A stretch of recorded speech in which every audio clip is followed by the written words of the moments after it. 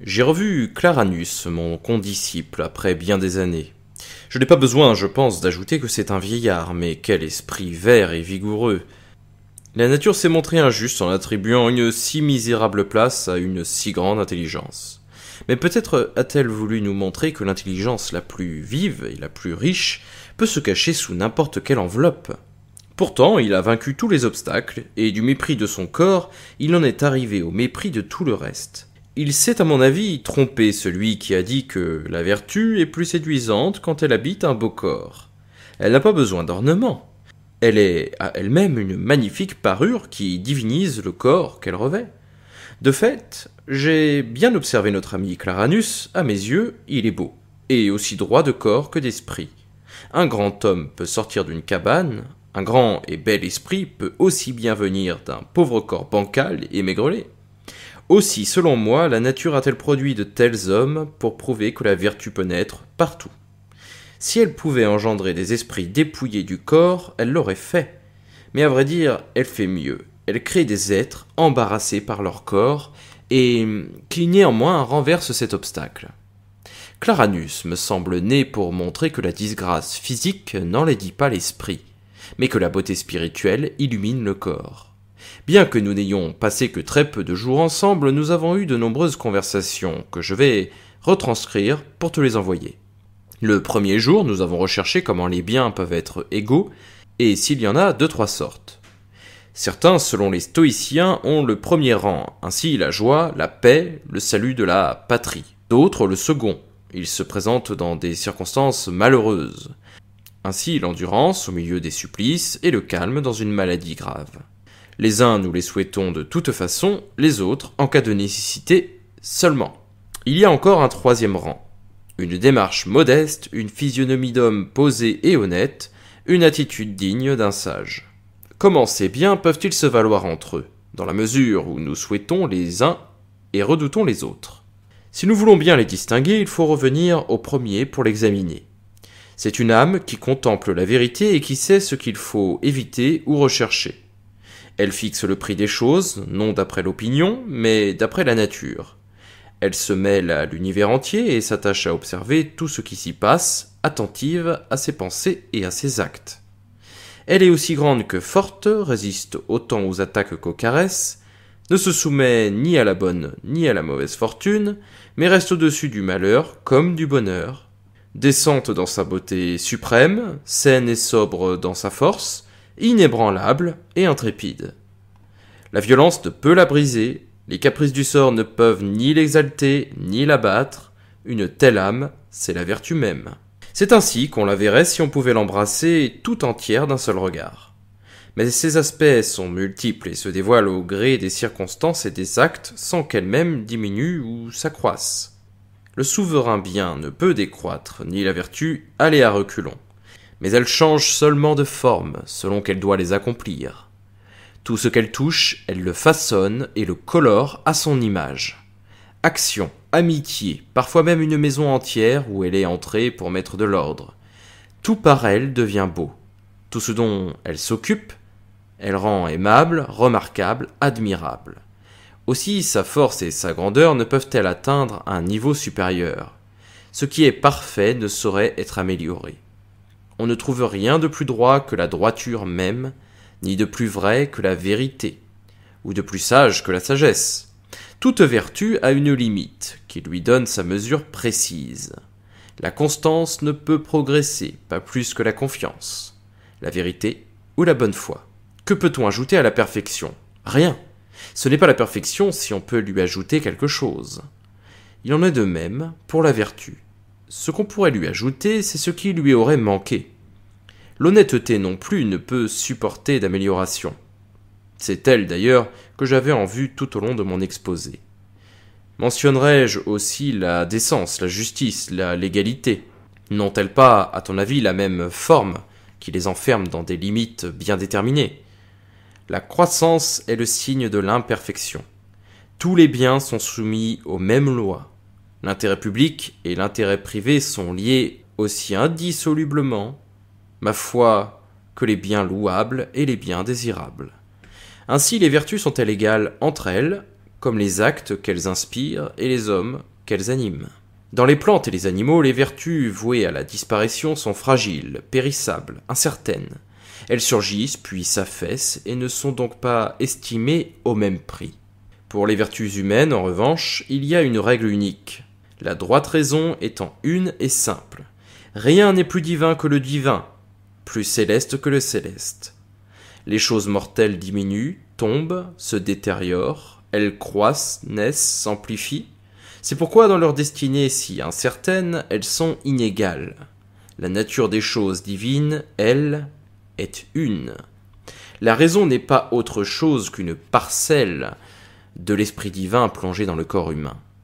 Si la raison est divine, il n'y a pas de bien sans elle, et tout bien est divin. Or, il n'y a pas de distinction entre les choses divines. Il n'y en a donc pas entre les biens. La joie et l'endurance courageuse des supplices sont donc à mettre sur le même plan. Dans les deux cas, on trouve la même grandeur d'âme, calme et détendue dans l'un, combative et énergétique dans l'autre. Tu ne crois pas qu'il y ait le même courage chez celui qui assiège vaillamment des remparts ennemis et chez celui qui soutient le siège avec une admirable résistance ? Scipion fut grand lorsqu'il tint enfermé les Numantins dans leur ville, et força leurs mains invincibles à se retourner contre eux-mêmes pour se donner la mort. Mais l'âme de ces assiégés est grande aussi, car ils savent que l'on n'est pas enfermé lorsque le chemin de la mort est ouvert, et expire en embrassant la liberté. De même, toutes les autres vertus sont égales entre elles. La tranquillité, la simplicité, la libéralité, la constance, l'égalité d'âme, la patience. Elles se fondent toutes sur une seule vertu qui donne à l'âme droiture et fermeté.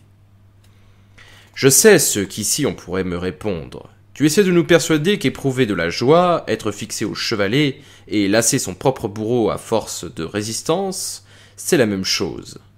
Je pourrais répliquer ceci. Épicure aussi affirme que le sage brûlé dans le taureau de Phalaris s'écriera « Cela m'est doux, je ne sens même rien ».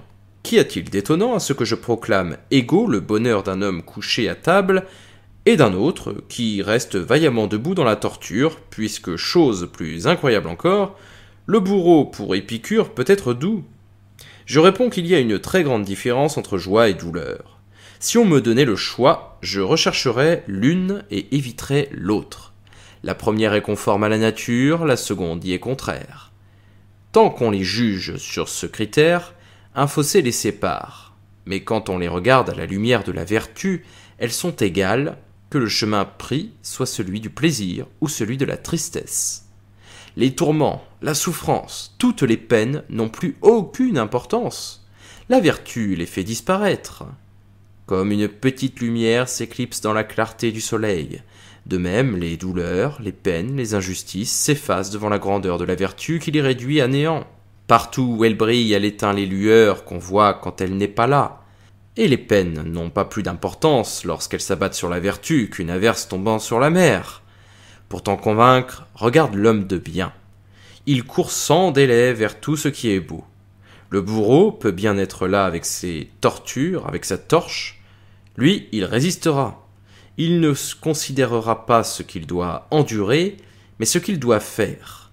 Et se fiera à une belle action, comme à un homme de bien, jugeant qu'il peut en tirer profit, sécurité et bonheur. Une belle action, pénible et difficile, tient à ses yeux la même place qu'un homme de bien qui serait pauvre, exilé ou malade. Mais donc, d'un côté, un homme de bien très fortuné, et de l'autre, un homme pauvre, qui ne possède aucun bien matériel, mais qui détient en lui-même toutes les richesses. Tous deux sont de valeur égale, même si le sort les a traités différemment. On doit, comme je l'ai dit, juger selon les mêmes critères les choses et les hommes. La vertu est aussi louable dans un corps libre et en bonne santé que dans un corps enchaîné et souffrant. Par conséquent, si par chance ton corps est intact, tu n'auras pas plus d'estime pour ta propre vertu que s'il a subi une mutilation. Autrement, cela reviendrait à évaluer le maître d'après la tenue des esclaves. Tout ce que le hasard tient sous sa tutelle est esclave. L'argent, le corps, les honneurs, autant de biens misérables, éphémères, périssables, et qu'on ne possède jamais de manière certaine. Inversement, Les œuvres de la vertu sont libres et inattaquables. Si la fortune les traite avec plus de bienveillance, elles n'en sont pas plus désirables. Elles ne le sont pas moins si elles sont touchées par l'injustice du sort. Le désir qu'on a des choses ressemble à l'amitié qu'on a pour les hommes. À l'égard d'un homme de bien, tu n'aurais pas, je pense, plus d'attachement s'il était riche que s'il était pauvre. Tu l'aimerais pas mieux robuste et musclé que frêle et maladif. Ne recherche donc pas plus la joie et la paix que la peine et la difficulté. Et si aujourd'hui, de deux hommes aussi vertueux l'un que l'autre, tu préférais celui qui est élégant et parfumé à celui qui est couvert de poussière et de saleté, tu en arriverais à mieux aimer l'homme qui a encore tous ses membres et n'a jamais été blessé. Peu à peu, à force de faire le dégoûté, tu finirais par préférer de deux hommes également justes et sages, celui qui a des cheveux abondants et bouclés à celui qui n'en a plus. Quand la vertu est égale chez chacun des deux, toutes les autres inégalités disparaissent. Le reste, en effet, ne fait pas partie de la vertu. Ce n'est que de l'accessoire. Quel père serait assez injuste pour donner plus d'affection à son fils bien portant qu'à celui qui est malade? Les bêtes ne font pas de différence entre leurs petits. Elles s'étendent pour les allaiter tous également. Les oiseaux ne font pas non plus de distinction quand ils donnent la becquée. Regarde Ulysse. Il est aussi pressé de rejoindre les rochers de sa chère Ithaque qu'Agamemnon les nobles murailles de Mycène. On n'aime pas sa patrie parce qu'elle est grande, mais parce qu'on y est né. Où veux-tu en venir? À te montrer ceci. La vertu voit du même œil chacune de ses œuvres, comme la mère ses petits.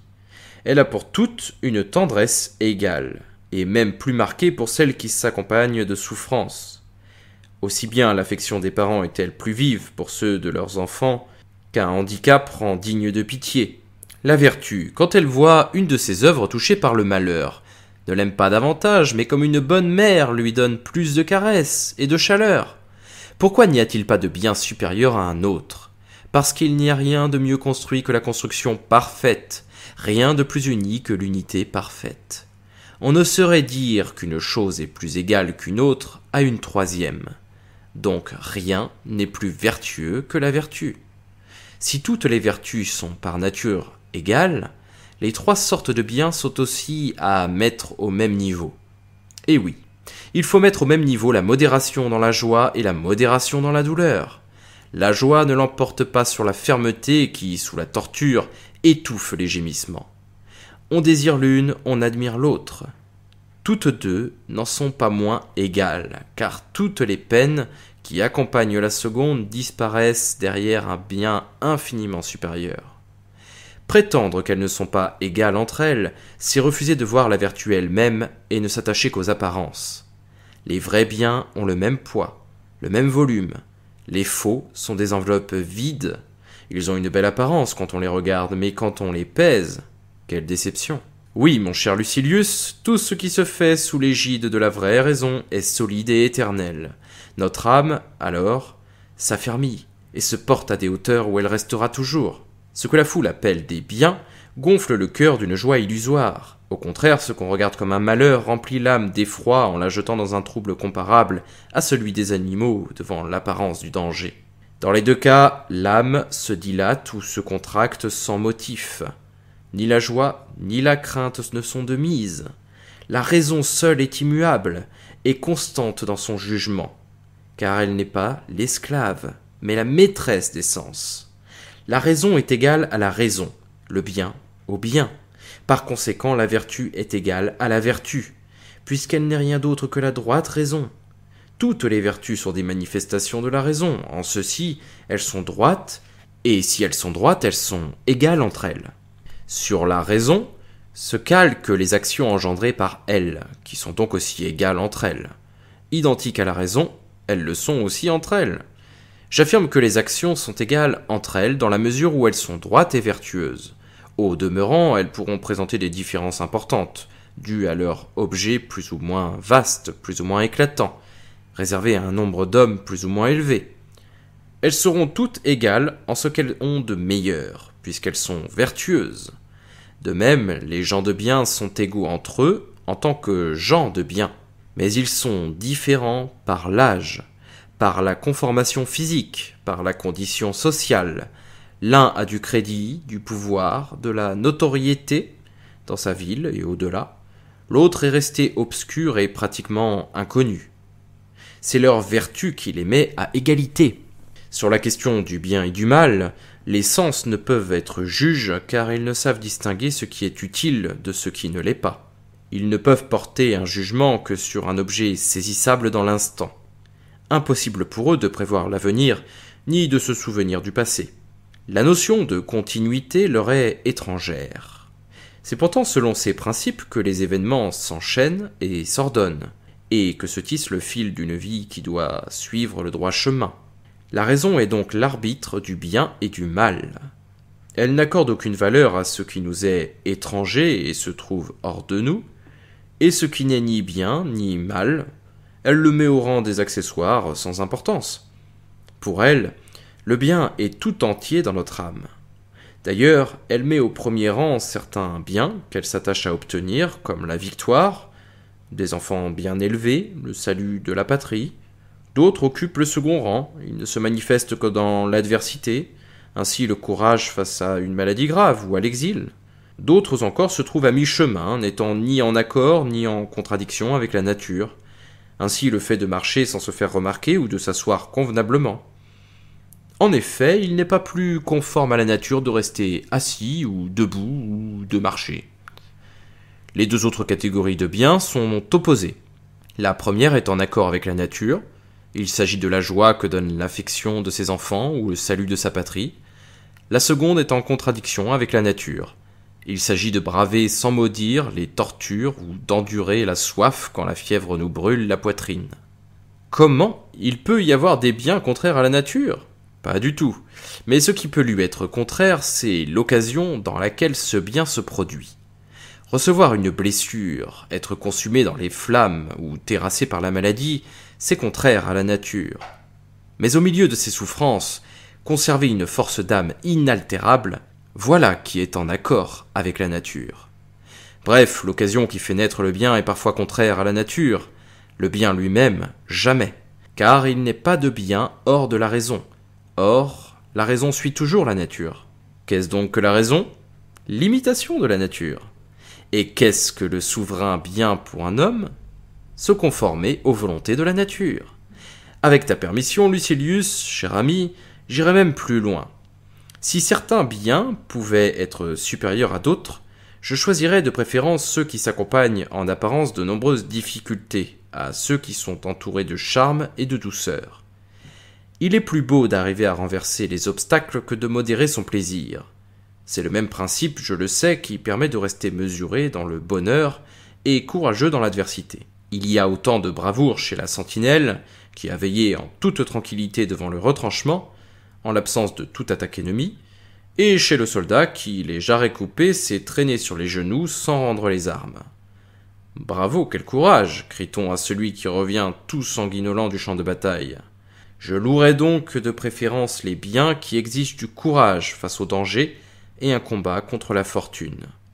Pourquoi, moi, hésiterais-je à trouver la main mutilée et réduite à un moignon de Mucius Scaevola, plus digne d'admiration que celle du plus brave encore intacte.